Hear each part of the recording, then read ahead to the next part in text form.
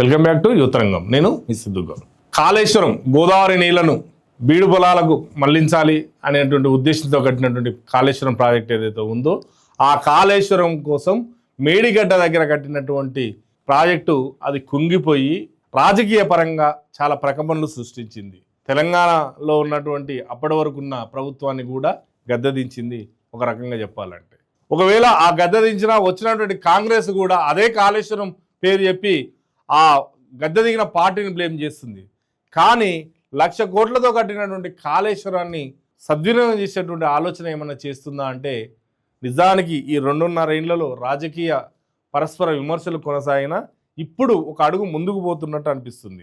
ఆ మేడిగడ్డ దగ్గర కట్టినటువంటి డ్యామ్ ఏదైతే ఉందో ఆ డ్యాము అక్కడ సరైన ప్లేస్లో కట్టలేదు, ఇసుక రేణువుల దగ్గర కట్టిర్రు, ఆ కట్టినటువంటి ప్రదేశం మంచిది కాదు అని చెప్పి కాంగ్రెస్ ప్రభుత్వం చెబుతూ నిజానికి అది ఎక్కడ కట్టాలి, తుమ్మిడి ఎట్టి దగ్గర కట్టాలి, ఆ తుమ్మిడి ఎట్టి దగ్గర మేము కడతాం ఒక ప్రాజెక్టు అనేటువంటి ఆలోచనలతోటి ఈ కాంగ్రెస్ ప్రభుత్వం ఒక ముందడుగు వేస్తుందని అనిపిస్తుంది. ఎందుకంటే దీనిలో భాగంగానే ఢిల్లీలో ముఖ్యమంత్రి రేవంత్ రెడ్డి కేంద్ర జలవనరుల శాఖ మంత్రి పాటిల్ని కలిసి దీనికి సంబంధించినటువంటి అనుమతులు కావాలి అని అడగడం జరిగింది. అంతేకాదు తుమ్మడేటి దగ్గర ఒక ప్రాజెక్టు కడితే ఆ ప్రాజెక్టు ఎత్తు 148 మీటర్ల ఎత్తుకు సంబంధించి మహారాష్ట్రకు తెలంగాణకు గత ప్రభుత్వంలో జరిగినటువంటి చర్చలు ఏవైతున్నాయో అవి అంగీకారం తెలిపింది.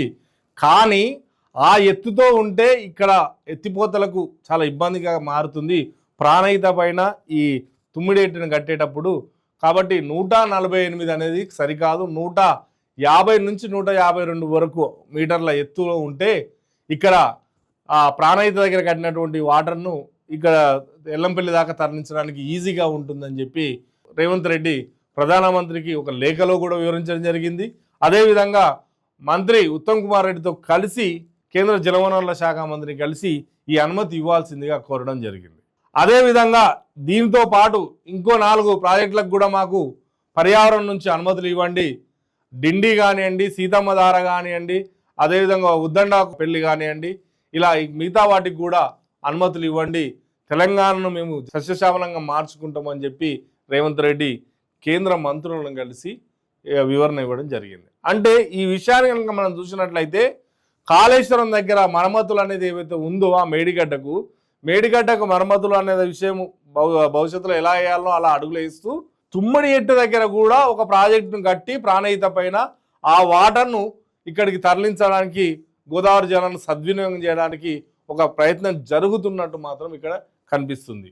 ఈ ప్రయత్నం కనుక నిజంగా ముందుకెళ్ళి 100% సక్సెస్ అయితే ఖచ్చితంగా గత ప్రభుత్వం కట్టినటువంటి ప్రాజెక్టులు కూడా నిరుపయోగం కాకుండా వాటితో పాటు ఈ ప్రాజెక్టు కూడా ఉపయోగంలోకి వచ్చి గోదావరి జలాలు ఏవైతే ఉన్నాయో ఆ ఎత్తిపోతల ప్రాజెక్టు ద్వారా గోదావరి జలాలు ఎల్లంపల్లికి వచ్చి ఎల్లంపల్లి నుంచి మిడ్ మానేరుకి వచ్చి అక్కడి నుంచి లోయర్ మానేరుకి వచ్చి ఎక్కడెక్కడైతే తెలంగాణ భూములు ఉన్నాయో అక్కడ తెలంగాణ భూములన్నింటిని కూడా సస్యశ్యామలం పెంచి అదేవిధంగా తెలంగాణలో సాగు ఏదైతే ఉందో ఆ సాగుబడిని పెంచేటువంటి అవకాశం ఉంది. కాబట్టి తుమ్మడి ఎట్టు కోసం అనుమతులు అడుగుతున్న కాంగ్రెస్ ప్రభుత్వం యొక్క చర్యలను చూసినట్లయితే ఇక్కడ మనకేమర్థమవుతుందంటే గోదావరి జలాలను సద్వినియోగం చేసుకోవడం కోసం కాళేశ్వరము నిరుపయోగంగా ఉండకుండా దాని ఉపయోగం తీసుకురావడం కోసం కాంగ్రెస్ ప్రయత్నిస్తుంది అని చెప్పి మనకు అర్థమవుతుంది.